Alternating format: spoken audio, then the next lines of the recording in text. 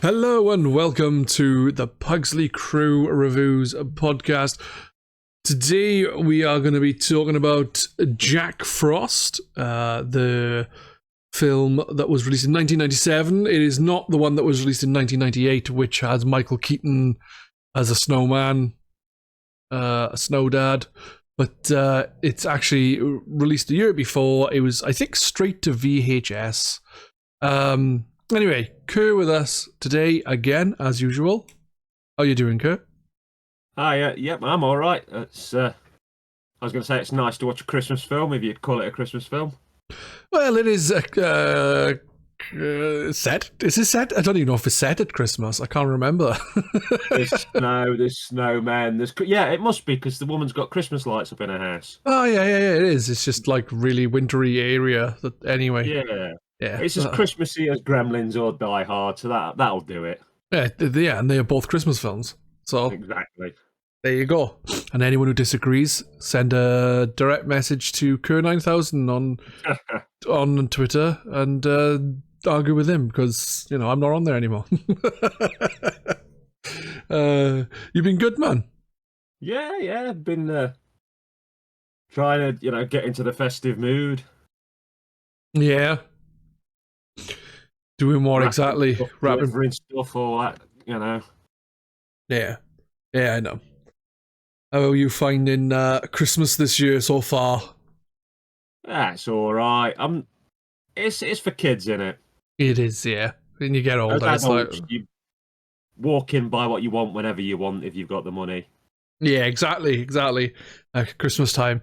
It's all about it's all about family and that, but Christmas has kind of been perverted into "give me presents now" kind of thing. And, Oh yeah, hyper-capitalist. Exactly. So the film Jack Frost. Had you seen this before?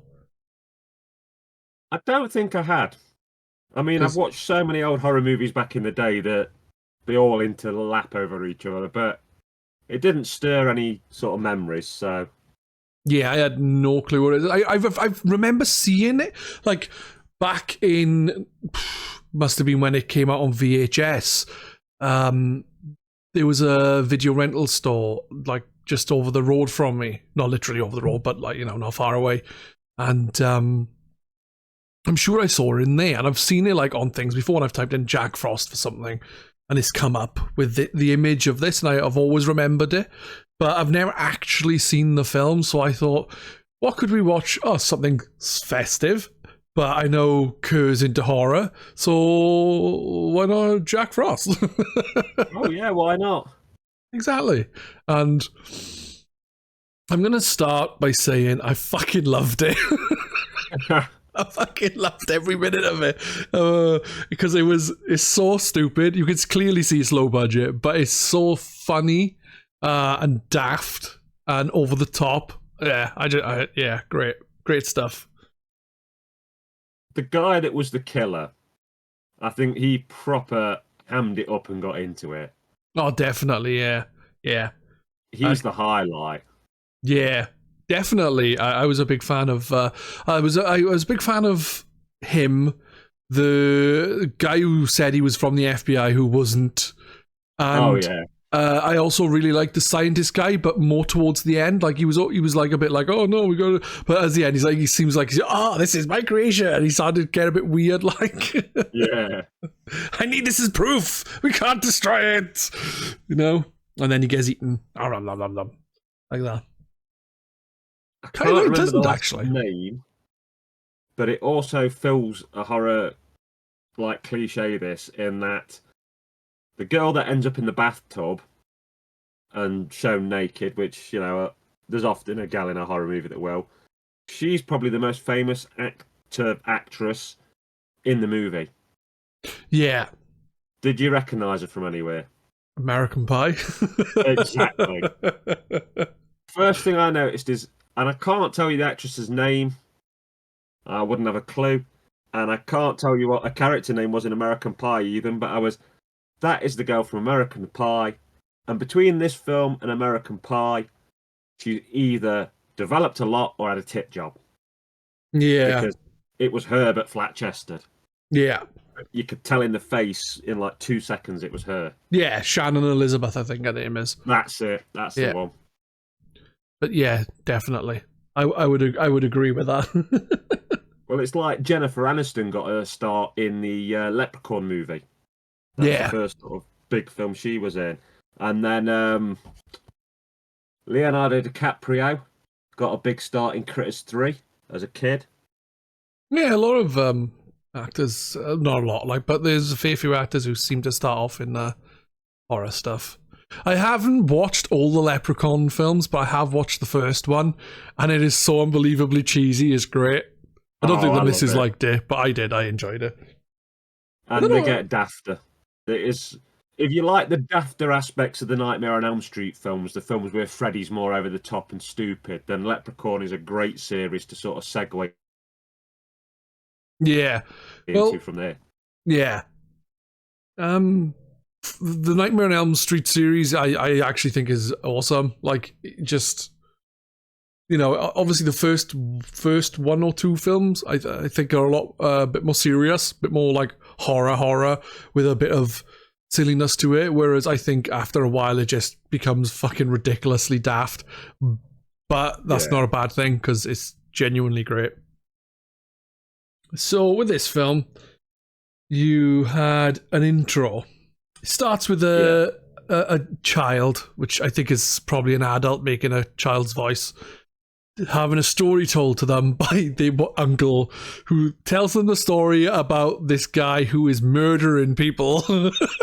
Because he's like, I want a scary and fun, happy story or something like that.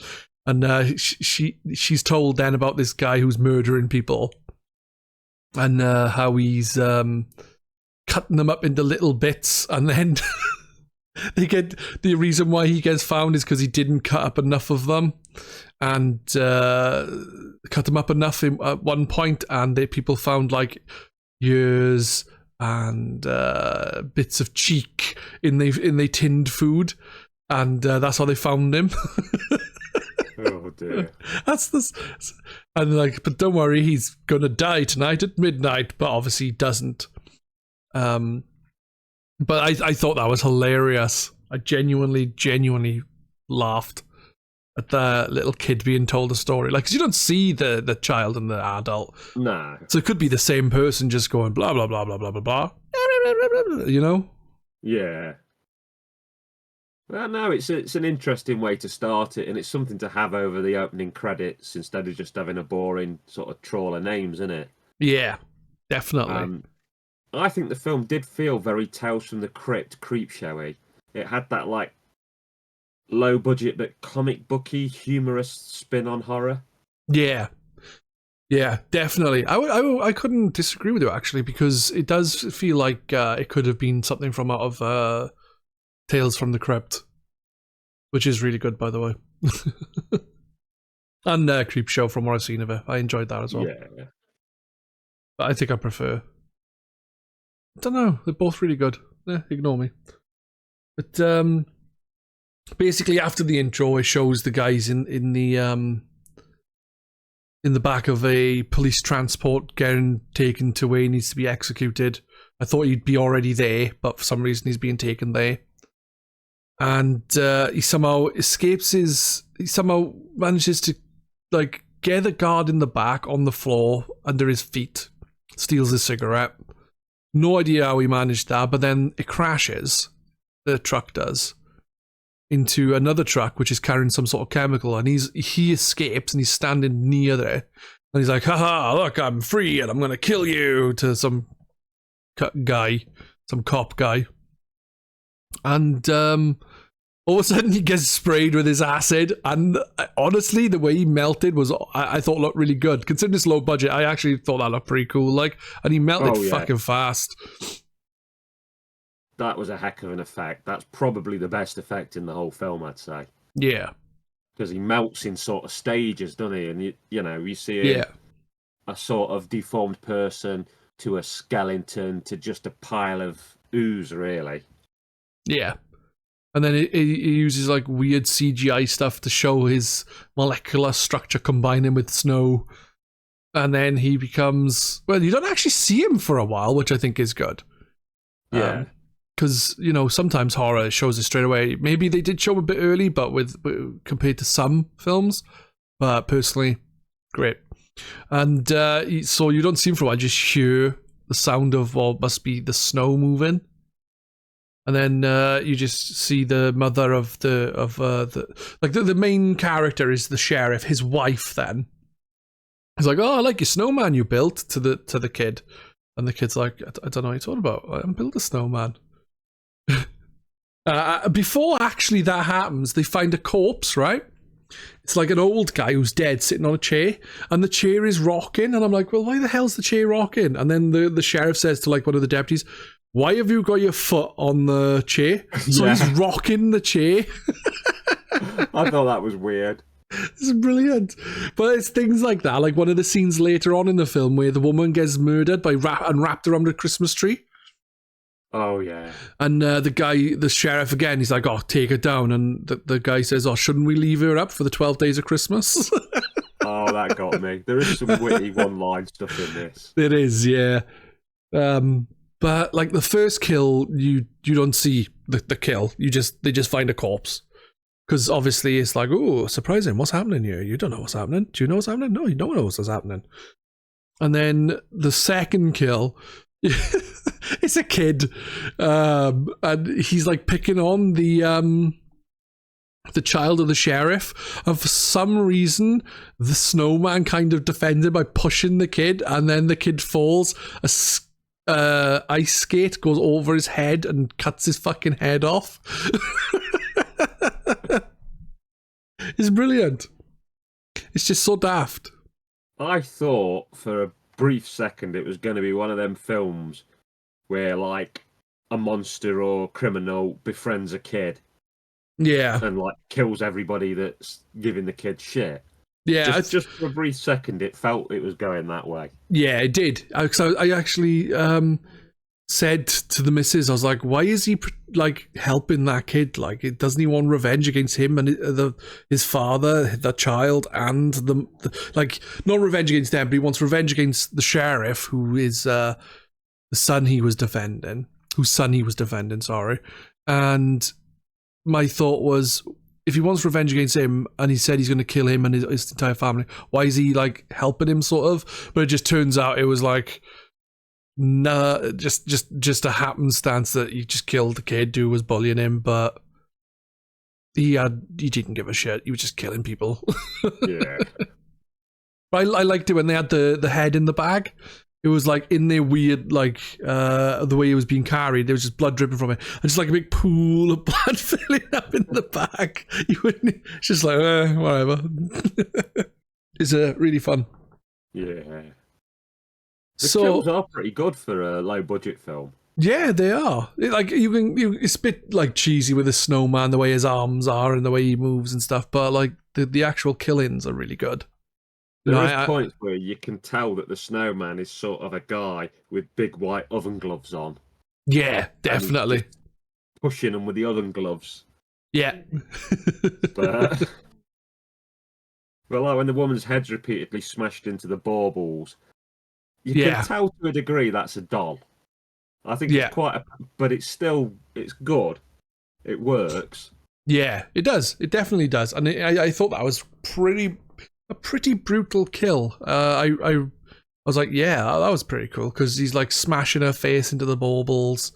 The baubles again stuck in her face, and then he strangles her for a bit and then ties her to a tree. No fucks were given. I think the strangest death in there was the bathtub thing, because like I'm sure he rapes her to death. Yeah, which is just like a bit too far, I guess, sort of. Because when he dies, he goes, I guess this year Christmas came early. Yeah.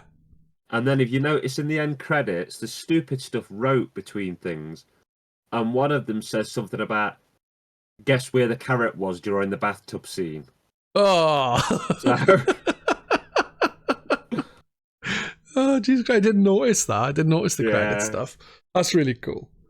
Let's see. I didn't take a lot of notes again because this is the problem. Some of the films I'm like, it's nothing really to write, but I should be writing stuff anyway. And then other films I'm start writing stuff, and then I'm just like, okay, I'm just enjoying the film though. I forget to do it. This film did remind me of the 1989 film by Wes Craven, Shocker. Have you ever seen that? I do not know. It's a convicted convict who's supposed to be being killed in the electric chair, but when they put him in the electric chair and start electrocuting him, he essentially doesn't die and develops electricity powers. I might have seen it.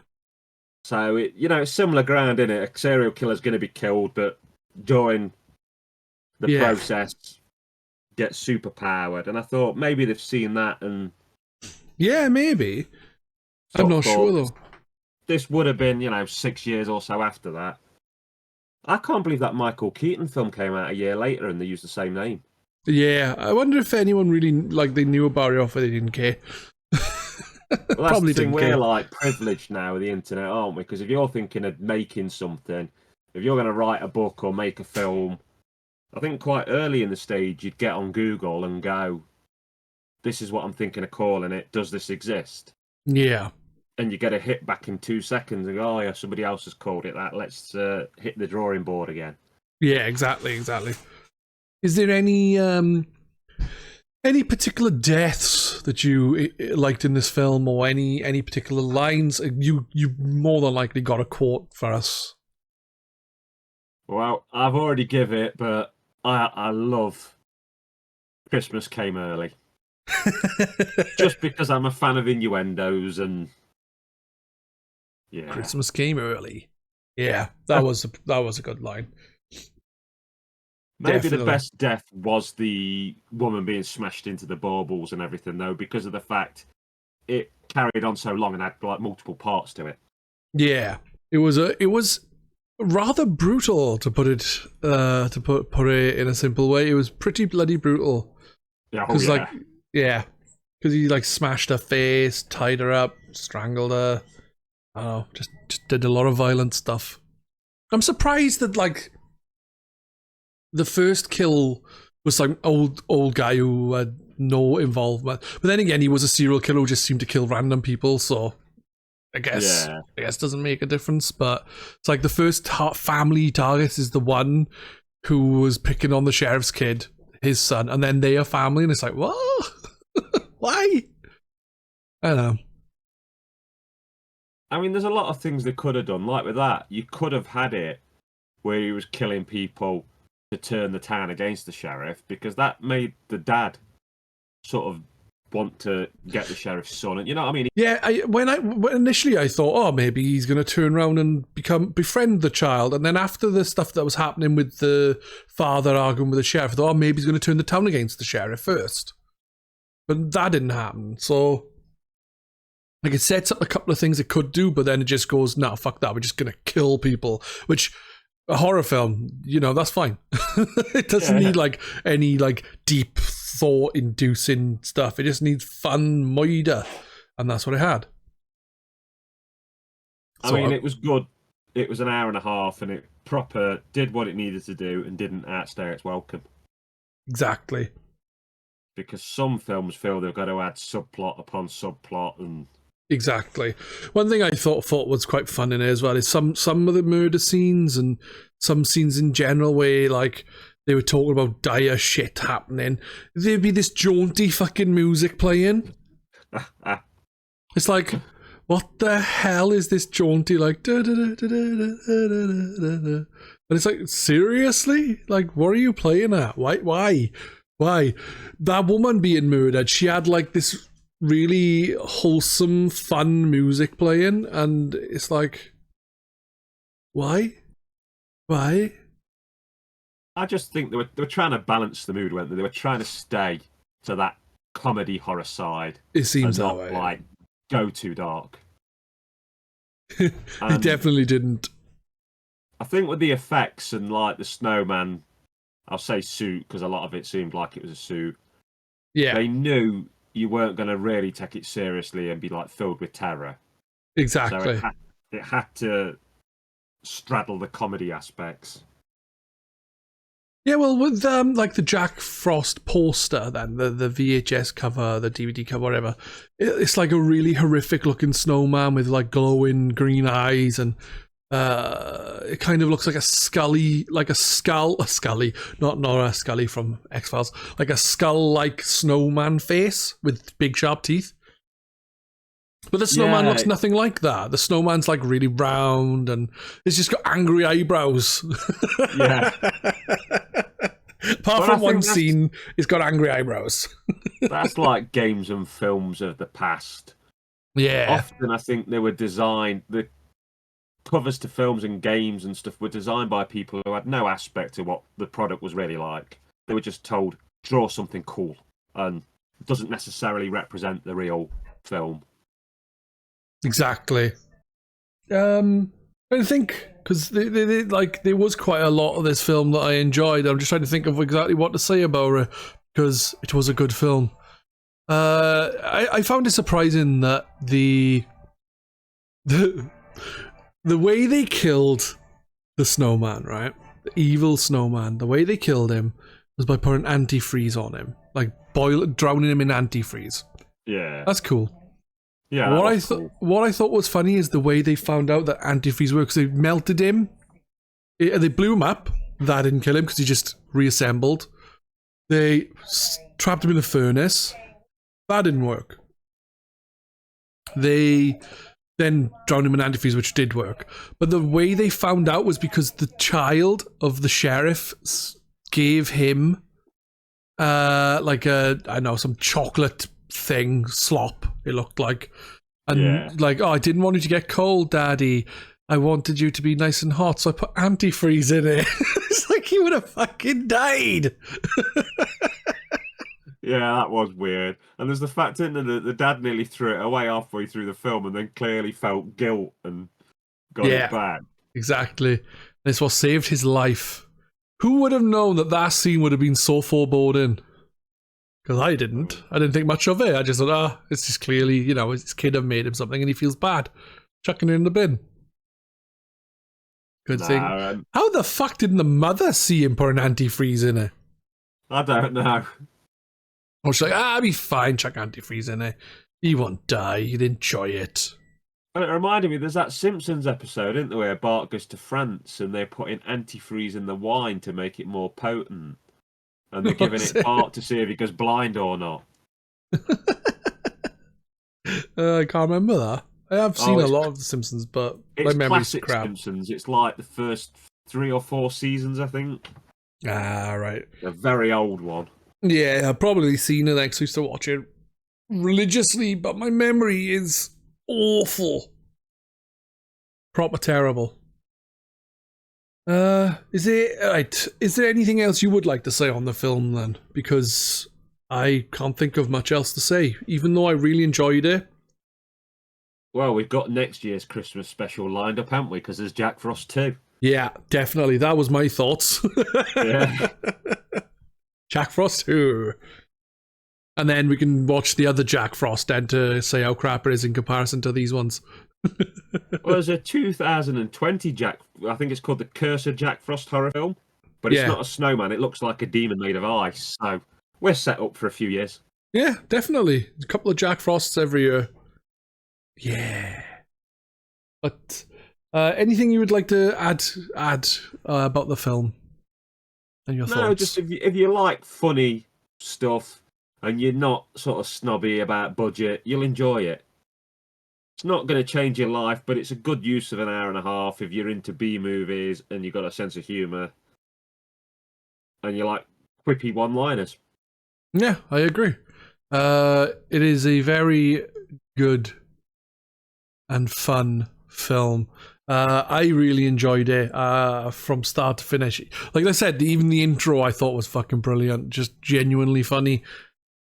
With the who telling the kid of of a serial killer who was getting his comeuppance that night. Brilliant. But yeah, it's really good. Well worth checking out. It is both funny. The kills are great. It's not at all scary. But then I don't really find films and stuff scary, personally. But is well worth checking out if you can get it. It's probably not expensive. You can grab it on probably DVD or something, probably. I wouldn't know exactly. It's on YouTube, actually, isn't it? Yeah, the whole thing's on YouTube.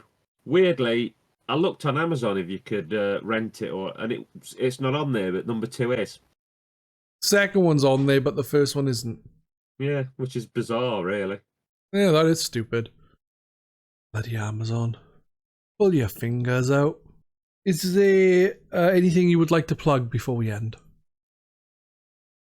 Not really. Just my YouTube channel's there, and there's lots of stuff on there, and hopefully there may be my big end of year special on there on New Year's Eve. Fingers crossed. Yeah, I hope that all works out, man. Sounds like it's going to be a nice one to sit down and watch, with lots of interesting stuff. Hopefully lots of telling the Tories to fuck off every month. Every month. Fuck off, Tory. Fuck off, Tories. Well, that is going to be us. We'll be back. I don't know if that's going to happen. Fortnight, probably. Only because Christmas is coming up. Like, I haven't even recorded got anything sorted for the game one, because Christmas is coming up, and it's not because everyone keeps saying no. It's not because of that. It's just because it's Christmas coming. So what I'm thinking of doing is maybe doing the next film in 3 weeks and the next game in 2 weeks. So then the weeks are changed then, though. But it means that there's a break over the holiday period. Yeah. I'm not sure what I'm doing there. But for everyone who wants to check out Video Game Podcast, there's Peds' Game Shack. Kerr's featured on there on several episodes, and other guests as well. We will be back in 2 or 3 weeks, I'm not sure exactly, but take care, everyone. Merry Christmas and Happy New Year, and Happy Holidays for those who don't celebrate Christmas but celebrate other religious bollocks. Merry Christmas all. Yeah. Happy holidays. Yeah. Bye-bye. Bye. Christmas is bollocks too. Wow, yeah.